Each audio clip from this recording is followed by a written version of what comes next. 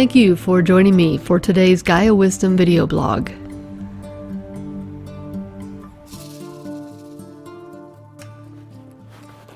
Hey there. So today we're going to talk about working with the ancestors of your land. And one of my first experiences with working with the ancestors, or really, being introduced to them, we were doing a retreat, and it was shortly after we had just moved in. We'd only been at our place for maybe a month. And so we're doing this retreat, and one of the things that I do during retreats is I send people out into the woods to do exercises. And I used to say, I will drum to bring you back into the space when it's time. So at this particular retreat, we had only, like I said, only been there for about a month. So we didn't have any trails or anything. And I just sent everybody out into the woods, find your space, do what you need to do, just go. And it'll be about, half hour, 45 minutes before I would drum for you to come back. So in about 15 minutes, two of the guys had come back and they were sitting down in the soul cave, and I came down. What are you doing here? And they said, well, you drummed. I said, I didn't drum. They said, no, we heard you drumming. And they were not near each other. They were in the same area of the woods, but they didn't know where the other one was. So I said, kind of confirmed, I promise you I did not drum. So that was the first experience. And then it became, every time I had clients or I had retreats, that people would hear these Native American drums. And pretty soon it transformed into not only the drums, but we had the Native American flutes, and then we could hear voices and all kinds of stuff. So I knew that the ancestors of the land had been woken up when we arrived. And it's a beautiful experience, because when I teach retreats now, I co-facilitate with the ancestors of the land. And it's almost like, we've built this relationship that's very dynamic. And I know intuitively, because I'm tapped into them, where to take a group, where to do different things, different exercises. If somebody's dealing with emotions, I know where to take them on the property. If they're dealing with being stuck, I know where to take them, where they're going to have the most healing, etc. And so it becomes like this really beautiful dance that you can have with the ancestors of your land. Here, particularly, we had the Creek Indian and the Cherokee. But if you think about all the people who have been where you live right now, farmers and settlers and Native Americans, and the list can go on and on and on, depending on where you are in the world.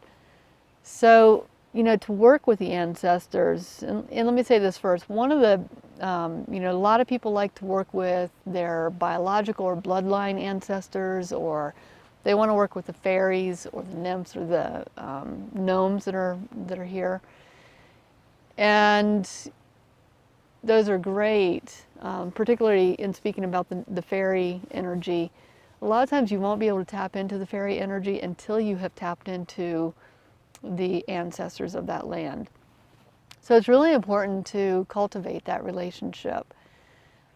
And so to cultivate it, one of the things I say first is to do a little research. Find out who actually inhabited the land where you are right now. Whether it was a certain tribe, and you can look in like the region. For us, we know the previous owners of the property that we live on right now, so their energy is there. And that's part of it, is when you live somewhere, your energy gets embedded into that land, that soil, that everything. And I'm hesitating because I hear a noise over there. But the biggest thing for you to do is to begin building that relationship. And you do that by spending time outside. And, for me, I walk this land, this property, many, many, many times during a week. And I can tell you, just by walking, I can tell when a stick is out of place. I can tell when a tree has recently fallen.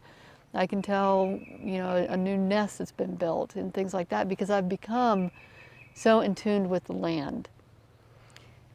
And that's what you need to do too, is to really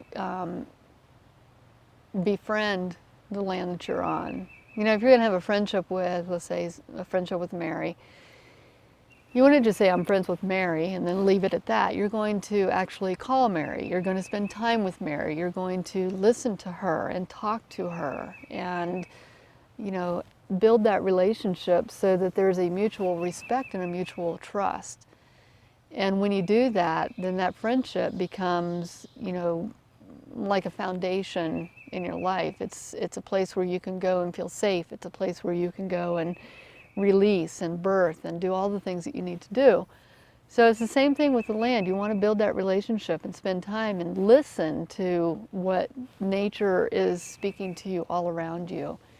You know, allow Mother Earth to support you and to heal you, and you know, listen to those little nuances in nature. What are the animals speaking to you? What's your intuition speaking to you about a certain place? And really paying attention. There's a place up here in the woods where the energy feels very different. And I always imagine that somebody actually was killed there because the energy is very, very strong. And so, but if I hadn't been in touch, I wouldn't have known that. And so I've gone up there and I've done some healing work up there and kind of release that energy and move that energy into the light. And now that area feels much better. And people have noticed it too, because everybody kind of felt that when they went into this certain area. So that's your first step, is to build that relationship. And secondly is, you don't just want to take from the land or from the spirits, just like you wouldn't just take from Mary all the time. You would want it to be a reciprocal kind of relationship. You want to be able to give your energy and also be able to receive energy. The best relationships are the ones where it's a give and take. So one of the things that I like to do is to offer something sweet. You can, you know, offer something like an apple or tangerine or something like that. There's also herbs that you can use, cedar or lavender, you know, to have as an offering is awesome. And really what you're doing is you're kind of just saying, you know, I recognize the beauty in you, and, you know, and this offering is for a sense of gratitude, a sense of connection. And, you know, it's to share that with the land spirits as well. Another thing that I like to do, and it's common, is to offer a pinch of tobacco. So you've got I usually use the natural tobacco. So whenever I have meditated in a space out in nature, I may leave a pinch of tobacco as an offering, as a thank you for, you know, allowing me to use that space, to be nurtured by that space. And I will also offer tobacco if I feel like, you know, if I've, let me step back.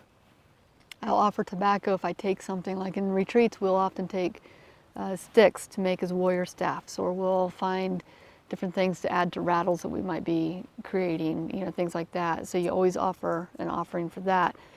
For the land spirits, though, whenever I finish a retreat, I will go out and actually sprinkle some tobacco and some lavender as a blessing and an offering of thank you and gratitude for their help and their work in creating that retreat space. So those are some things that you can do to connect to your land ancestors and to begin cultivating that relationship. And you know, and you can also do, you know, like I said, a little bit of research, do some Googling, and find out who lived there before. And don't feel like you have to be in this beautiful, serene nature. I mean, I'm very lucky, but you know, some of you live in cities and you're surrounded by cement and buildings and people. But it wasn't always like that. So doing a little bit of research to find out what that land looked like, or how it was inhabited before that city sprouted up. And no matter where you are in the world, no matter how much of a city you live in, there is always a little space of nature somewhere for you to connect to and to be in. But you can do some meditation to kind of intuitively find your land ancestors in that way too. So have fun with it, and you know, just really appreciate their presence wherever you are, because they're there. I have heard the drums. Bye. See you next week.